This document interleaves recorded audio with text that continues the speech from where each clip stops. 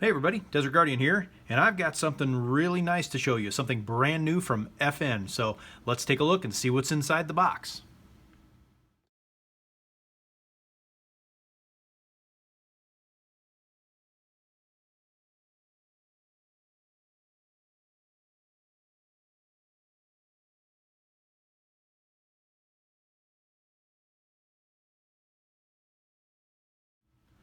Okay, well I'm going to do my best to keep everything in frame here. So we've got the FN cardboard box, and inside it we've got a kind of a flat dark earth range bag. So we're going to go ahead and pull that out and we'll set the box aside.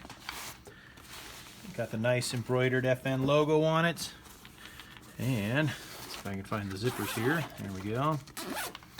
And inside the range bag we have the FN 509 Tactical. So we'll pull this out of this bag. I'm going to take a lot of stuff out of this range bag. So go ahead and clear this. Make sure we've got nothing there. I'm going to set the pistol aside.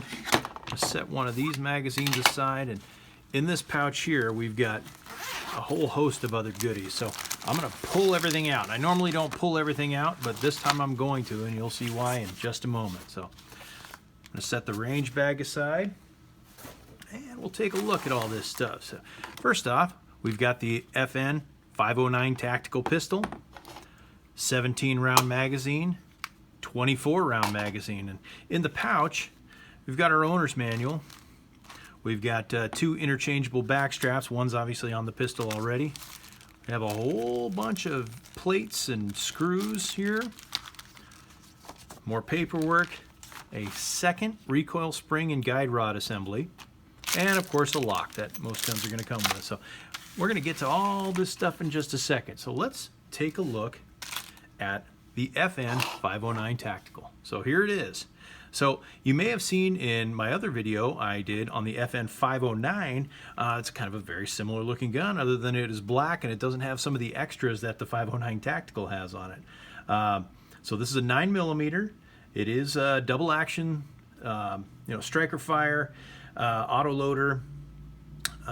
Gosh, it's got a 4.5-inch barrel on it, so you do add a little bit of length there for the threaded barrel. Overall length is just under 8 inches, and height on the guy, I want to say, is 6 or 5 3/4 inches, and just over an inch in width. So it's generally a very similar size to a lot of the polymer carry pistols out there. A few things that's going to set this apart from your standard 509. First off, the color. Second, the first thing everybody notices is the threaded barrel on it. So this has a threaded barrel. It does have a thread protector on it. The thread protector actually has O-ring retention on it. So see, I can't freely spin that as it sits because it's got a nice O-ring in it to keep it from coming loose and jiggling off.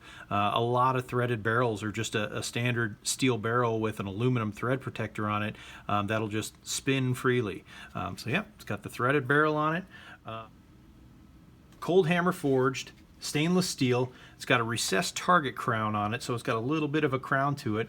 It does have the polished chamber and feeder amp.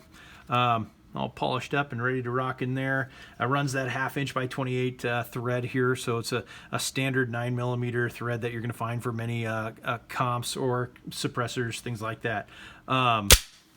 Next thing that people notice about the 509 Tactical is going to be these high sights on it. They're a suppressor height sight. Now this is not a sight in the rear. This is actually protection for your suppressor height sights. It's got its own little, almost like a little bat wing back there that's going to keep it from banging around if it gets dropped or kicked or anything like that. And these wings are actually connected to this plate here. Now, the plate comes off and you can run a red dot optic on it. So let's go back to this bag of stuff that I was talking about before. It has different plates, different mounts, different length screws, the Allen tool to put them on and off.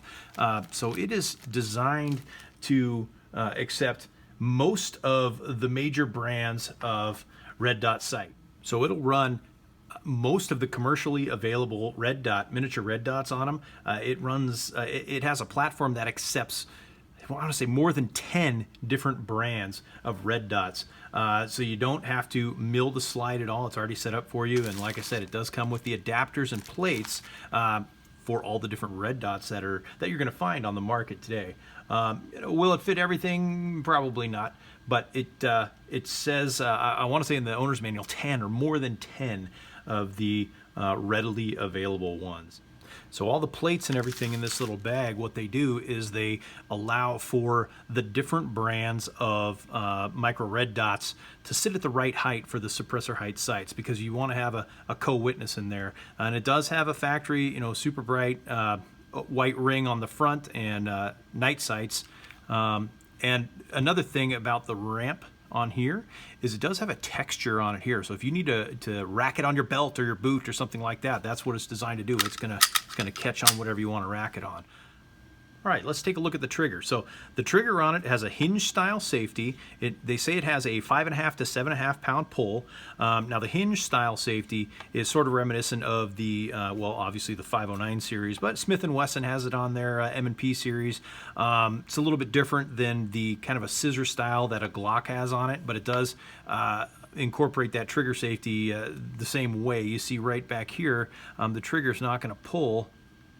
It's not going to go off accidentally with a hard jostle to the rear without this lower part being aligned with the upper part and getting that safety in. So like I said, between 5.5 and 7.5 pound trigger.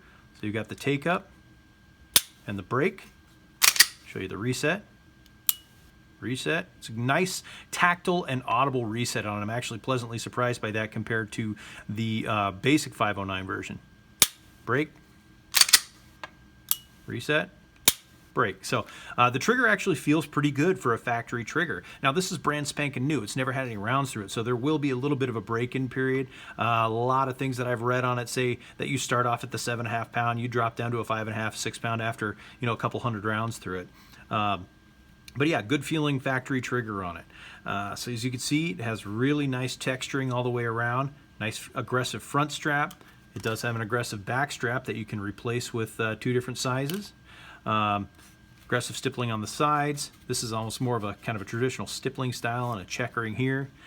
And it does have truly ambidextrous controls on it. So as you can see, as a righty, where my thumb is, I can push this button right here, and it's going to eject the magazine. As a lefty, same thing. Push the button right here, ejects the magazine. So this is a push button on both sides. It shifts from side to side. So it works on both sides. You also have ambidextrous slide release. So both sides. Now this does have a little hump to it. It's a little more round than you're going to find on a Glock. It has texture all the way up on the top and all the way down the side. I like that a lot. That's kind of reminiscent of the Vickers slide release that you can buy for Glocks. I've got it on a couple of mine, but I do like the way that feels on my thumb. So taking this down is going to be just like taking down the other 509. We'll lock the slide back, flip down the takedown lever here, slide forward, pull the trigger, and slide comes right off. So very similar to a lot of Striker Fire pistols in there. Front and rear locking block. You've got your slide release here, trigger spring, trigger bar. That's pretty basic. Now it does come with 2 recoil spring assemblies from the factory. So here's the second one. So it says the factory installed silver assembly is for duty, self-defense, other standard powered ammunition, as well as shooting standard and lower powered ammunition with the suppressor. Let's see. The yellow reduced force assembly for standard powered ammunition. So it's got 2 different options. Lower power or suppressor, standard power, higher power. Use what works best for you. It does come with the silver one already installed in it. So we'll pop that back in. We'll throw it back together, and we'll take a look at the other very obvious feature, which is this bad boy. It comes with 2 24-round magazines. So, I mean, this is twice the capacity of a lot of pistols out there. Now, unfortunately, if you're behind enemy lines, you're going to get this with 3 of the lower capacity magazines, but many states allow the double 24 round mag. So you've got lots of capacity. You're putting off a lot of rounds downrange when you got 24.